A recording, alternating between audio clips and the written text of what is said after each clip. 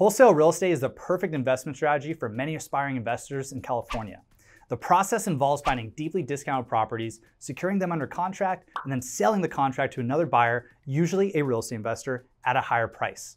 Now in this video, I'll give you a detailed overview of how to wholesale real estate in California, highlighting the steps, legal considerations, market insights, the strategies required to succeed, and all the resources you need to get started today.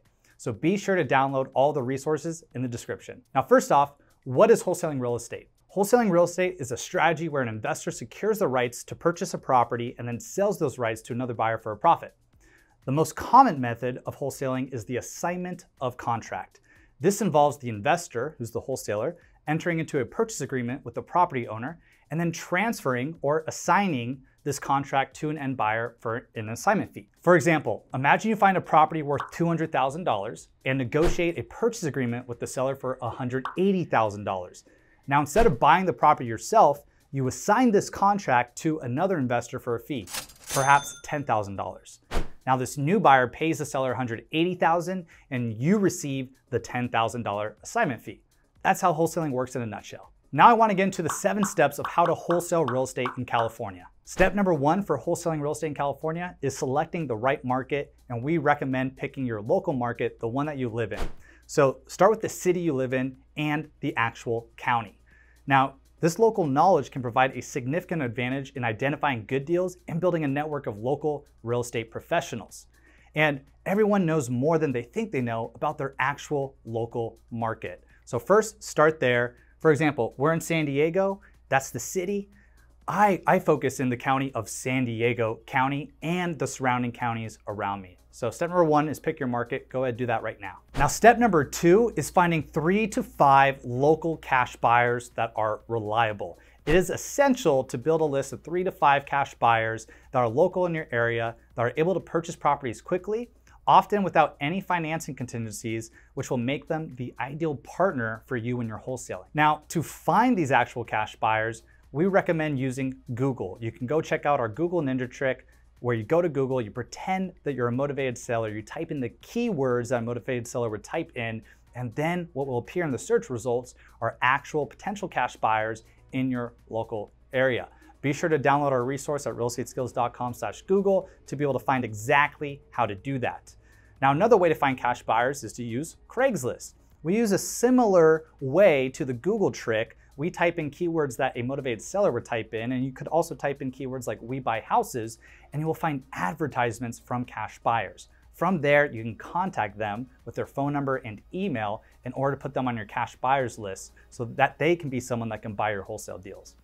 Now, another one of my favorites are real estate investor association meetings. These are local meetings where real estate investors go and hang out, and you can meet potential cash buyers there. It's how I've met some of my best cash buyers.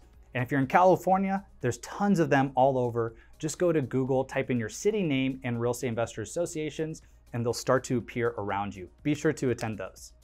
Now, additionally, there's also Facebook groups. You can join a local real estate investing Facebook group and connect with active investors in there. So we don't need to make finding cash buyers harder than it needs to be. Those are awesome strategies that you can use to go find cash buyers. Now, step number 3 is finding deals on the MLS. The MLS is the multiple listing service. It's the database of all houses on the market and is one of our favorite acquisition strategies for the past 12 years. Now, there are distressed houses on the MLS that can be wholesaled and flipped and even bought as rental properties. Now, a few of our favorite strategies on the MLS and finding these deals. Number 1 is our day 0 strategy. What we do here is we look in the last 24 hours of the brand new listings that came on the market. But we're not looking for retail property. We are looking for the distressed houses that need to go all cash. That's absolutely one of our favorite strategies. Now, another one of our favorite strategies is the old listings strategy. So now you start to look at listings that have been in the market for 90 days plus. And we look for distressed houses once again. Now, the reason why I like to pursue these types of properties is because typically there's something wrong with the property. There's a reason why it didn't sell for the last 3 months. So we like to reach out to that specific real estate agent and figure out why hasn't it sold yet. Maybe the seller wasn't ready to come down their price, but now they are. Maybe there was some ongoing litigation and now it's solved. Whatever the reason, we find that reason and then we become the solutions provider, which increases the likelihood that we're able to get that deal under contract and wholesale it. Another easy and simple way to find these deals on the market is to look and search for specific keywords, such as handyman special, needs TLC, or cash only to find these distressed properties. If you're using the multiple listing service, you can typically type these keywords in and it'll pull up all of the active properties that have these specific keywords. Now, these keywords in our experience are properties that are typically distressed, and so these are the types of properties that you want to call on so that you can wholesale them. Step number 4 is talking to real estate agents. So once we find those distressed deals, now we actually pick up the phone and we call that agent to inquire about the actual deal. So we're calling about the actual deal that's on the market and seeing if the actual photos match what's going on with the property. Is this actually a distressed property? What is the seller's motivation, right? On the MLS, it says this needs to go all cash. Let's confirm that because this is most likely a deal for us. So we communicate to the agent, we find exactly what's going on with the property, and this helps us in our analysis of figuring out where we need to offer on this specific property. Now, if you're not a licensed real estate agent and you're calling the listing agent directly, you can ask that listing agent to represent you as your buyer's agent, and they can actually write the contract for you. This makes wholesaling on the market significantly easier than wholesaling off the market because you don't need to bring a contract to the table. You work with the agent to write the contract. Step number 5, analyzing deals. Once you've found a potential property, the next step is to analyze the deal to determine if it's a good investment. Now, the key numbers to calculate include the after repair value, which is the ARV, and this is the estimated market value of the property after all repairs and renovations. Then we have the repair costs, which estimates the cost required to bring the property up to market standards, also known as the renovation costs. And then we have the wholesale fee, which is the profit you aim to make on a deal, which we like to aim for at least $10,000. And from there, we're able to determine our purchase price, which is the price we need to offer and get this deal under contract at. Now, a common formula for determining the maximum allowable offer, which is also known as the MAO, is to multiply the ARV by 70% and then subtract your estimated repair cost and your desired wholesale fee. So for example, let's say the ARV was $500,000. I multiply that by 70%. I now have $350,000. And now my repairs are $40,000. I subtract that, we're at $310,000. And now I have a $10,000 wholesale fee that I desire to make. I subtract that from $310,000. And now we have a $300,000 maximum allowable offer, and this is where you can offer on the property. So it's a very simple rule, but in order to send more competitive offers, we recommend using 80% instead of 70%. Now, why this is important is because most beginners in this game will use 70% of the ARV minus repairs minus their wholesale fee. In our experience, a lot of cash buyers are willing to pay 80%. So if you want to be competitive, try using 80% and then see the success that you're going to get. Now, you can use these formulas in order to get a quick rule of thumb on where to offer. But in order to get the most accurate offers, in order to have the most competitive offers, in order to get the largest wholesale fees possible, we recommend using our deal calculator that we use on each and every wholesale and flip deal that we do. Now, this is especially important in California, so you can be as competitive as possible.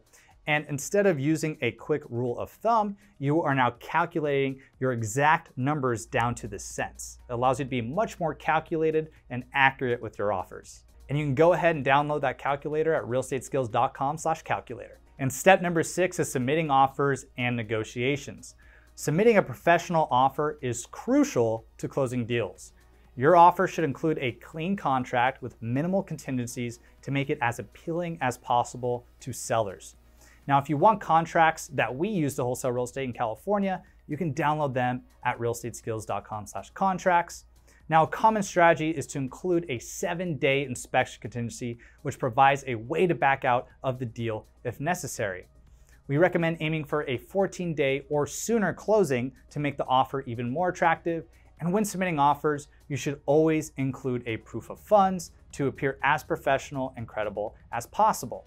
Now, if you don't have sufficient funds in your own bank account, I suggest obtaining a proof of funds from a hard money lender or private money lender that shows you at least have access to their funds. This is absolutely crucial for getting your offers accepted and demonstrating that you are a serious buyer. If you want to learn how to get a proof of funds, just go to realestateskills.com/proof and we'll teach you 2 quick and easy ways to find them. Now, an earnest money deposit, an EMD, is a sum of money that a buyer puts down to show their commitment to purchasing a property.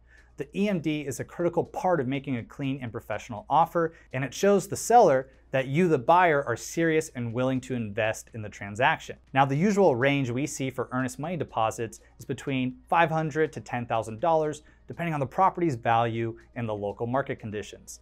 This exact amount can vary, but this range is typical for most real estate transactions. Now, keep in mind, the EMD is typically due within 72 hours in California, which is 3 business days after the contract is accepted. And this time frame may vary based on the terms outlined in the contract, but 3 days is absolutely common in California. Additionally, the EMD is generally refundable if the buyer backs out of the deal within the inspection contingency period. And this contingency period allows the buyer to inspect the property and ensure it meets their expectations. If the buyer decides not to proceed with the purchase during this period, they can then often recover their EMD if it is refundable. But remember, the contract is always the law of the land. Be sure to read your contract and ensure that it is refundable. And step number 7, my favorite, is closing the deal. This is the final stage where we actually close the transaction, where ownership is transferred from the seller to the buyer, or the cash buyer in this case, if we're wholesaling real estate in California. And the wholesaler gets paid their wholesale fee at this point while completing the deal. This process involves coordinating with title companies, ensuring all paperwork is in order, and confirming that the funds are appropriately transferred. And it's very important to have reliable professionals such as title officers and escrow officers to help navigate the closing process smoothly. And those are the 7 steps on how to wholesale real estate in California. Now, another common question is, do you need a real estate license to wholesale in California? And no, California does not require wholesalers to become licensed because wholesalers do not sell real estate. Wholesalers sell the equitable interest in the contract, meaning they only sell a purchase contract to a buyer who then enforces the contract. So the property seller transfers the title to the new buyer. Now, a quick tip here, if you are licensed in California, be sure to disclose you're either a licensed broker or agent. This is always required, and so be sure to do that to all parties in the transaction. And now I want to give you 3 tips on how to wholesale real estate in California. And tip number 1 is trust but verify. So anyone you're dealing with in a real estate transaction, if you're wholesaling a property, whether it's cash buyers, a real estate agent, a broker, a seller, you want to trust what they're saying. You want to listen to them. You don't want to come off condescending or as if you're not listening to them. But what you need to do is verify everything that is told to you.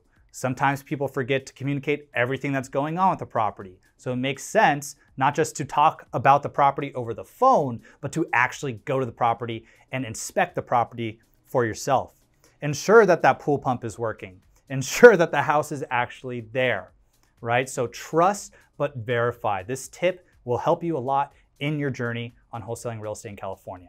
Tip number 2 is be first and be fast. Specifically, when we find a great deal that's on the market, you want to be the first person to contact that listing agent. Because I'll tell you what, after doing this for 12 years, good deals go quickly. So be sure to be first to the agent when calling them as much as you can. If you're still second or third, that's better than being the 10th person to call an agent, but be first and be fast. Just from following this can increase the likelihood of your ability to close deals. And tip number 3, everything is negotiable. The EMD amount is negotiable, the purchase price is negotiable, the closing time frame is negotiable, the seller concessions are negotiable. Keep in mind, everything is negotiable. And in order to change anything that we want in an existing contract, we just make an addendum. So when a lot of people are looking to wholesale real estate in California, they see a listing price of a property for $500,000. They don't think that they can offer $400,000. They think that that price is static or sticky at that price. But I'm telling you, that price of that house is negotiable. You as a wholesaler need to offer where it works for you to make your desired wholesale fee and for your cash buyer to make their desired profit. And there you have it. We covered the 7 steps on how to wholesale real estate in California. We covered the legalities as well as the quick tips to increase your likelihood of success of wholesaling in California. Now, if you want to go ahead, download our guides on how to wholesale real estate across the United States, be sure to go to realestateskills.com/how-to-wholesale. And if you found any value in this video and think someone else can find value in it, please share this video with them. If you have any questions about wholesaling in California, please leave a comment below. We'll be sure to get back to you. And then please hit the like button, subscribe, and that notification bell so you know when our next videos are coming out. This is Alex Martinez with Real Estate Skills. I'll see you in the next video.